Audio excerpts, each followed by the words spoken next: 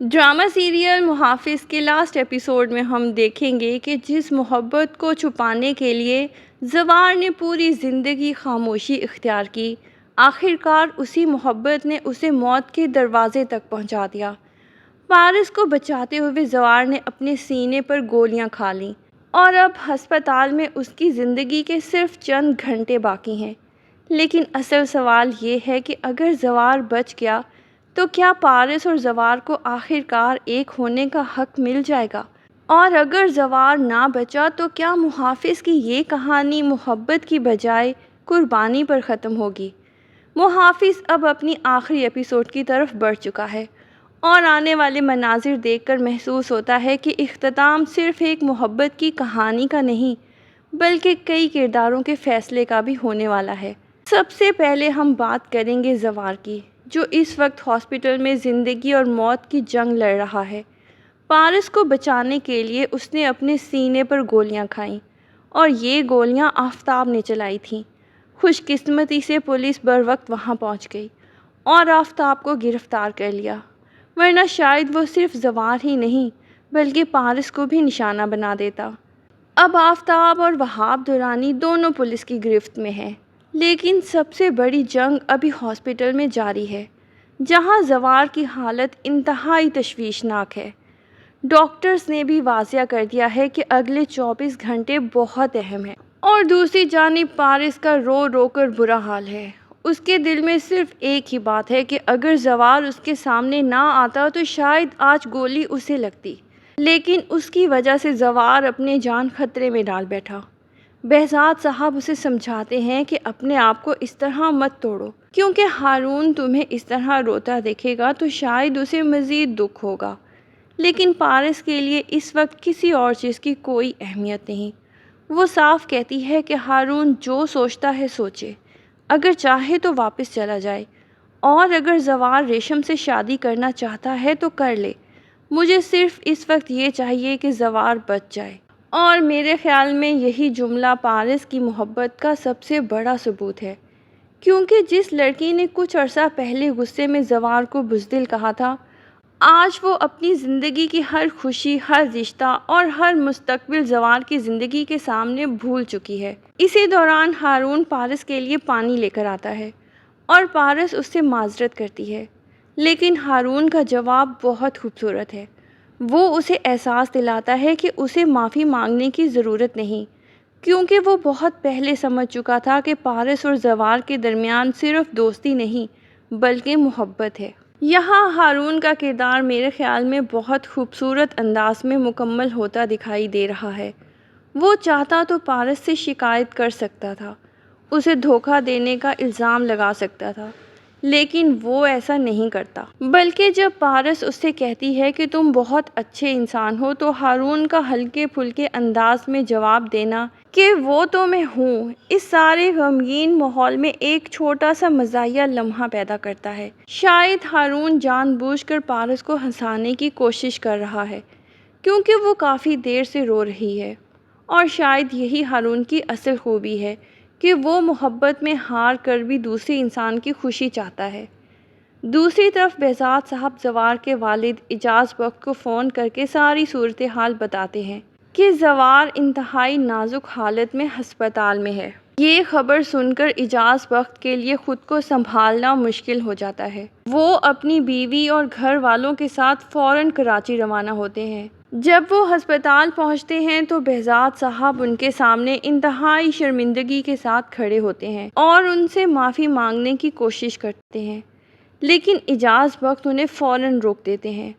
وہ کہتے ہیں کہ اس میں تمہاری کوئی غلطی نہیں، زوار نے اپنی مرضی سے یہ فیصلہ کیا، اور اگر وہ پارس کے ساتھ نہ جاتا تو شاید آج پارس کی جان چلی جاتی۔ اعجاز بخت کو اپنے بیٹے پر یقین ہے کہ زوار ضرور بچ جائے گا، لیکن کیا واقعی ایسا ہوگا؟ یہ سوال ابھی بھی برقرار ہے۔ دوسری جانب ریشم بھی ہسپتال پہنچ چکی ہے، اور اب اس کے چہرے پر پہلی بار اپنے کیے کا حقیقی پچھتاوا نظر آ رہا ہے، کیونکہ ان سب کو معلوم ہو چکا ہے کہ پارس کے زندہ ہونے کی خبر پھیلانے والا فیک اکاؤنٹ ریشم نے بنایا تھا۔ ریشم شاید یہ سوچ کر بیٹھی تھی کہ اگر پارس کی حقیقت سب کے سامنے آ جائے گی تو زوار کی زندگی سے پارس نکل جائے گی اور زوار بالآخر اسی کا ہو جائے گا۔ لیکن اسے کیا معلوم تھا کہ اس کی یہی ایک حرکت زوار کو پارس کے اور بھی قریب لے آئے گی۔ بلکہ آج اگر زوار زندگی اور موت کے درمیان کھڑا ہے تو ریشم کے لیے اس حقیقت سے نظریں ملانا بھی مشکل ہے۔ ہارون بھی ریشم سے بات کرتے ہوئے اسے یہ احساس دلاتا ہے کہ اگر تم یہ خبر دنیا کے سامنے نہ لاتی تو شاید آج زوار اس حالت میں نہ ہوتا۔ یہ بات ریشم کے لیے شاید سب سے بڑا آئینہ ثابت ہوگی، کیونکہ اب اسے پہلی بار احساس ہوگا کہ محبت کسی انسان کو حاصل کرنے کا نام نہیں، بلکہ کبھی کبھی اسے آزاد کر دینے کا بھی نام ہے۔ اور ممکن ہے آخری ایپیسوڈ میں ریشم سب کے سامنے اپنی غلطی تسلیم کرے، پارس سے معافی مانگے اور زوار کو بھی اپنی غلطی کے لیے معاف کرنے کی درخواست کرے۔ زوار بھی شاید اسے معاف کر دے، لیکن اس کا مطلب یہ نہیں کہ وہ دوبارہ ریشم کے ساتھ وہی رشتہ قائم کرے گا، کیونکہ بعض غلطیاں معاف تو کی جا سکتی ہیں، لیکن ان کے بعد رشتے پہلے جیسے نہیں رہتے۔ اور اب آتے ہیں شاہین اور آفتاب کی طرف۔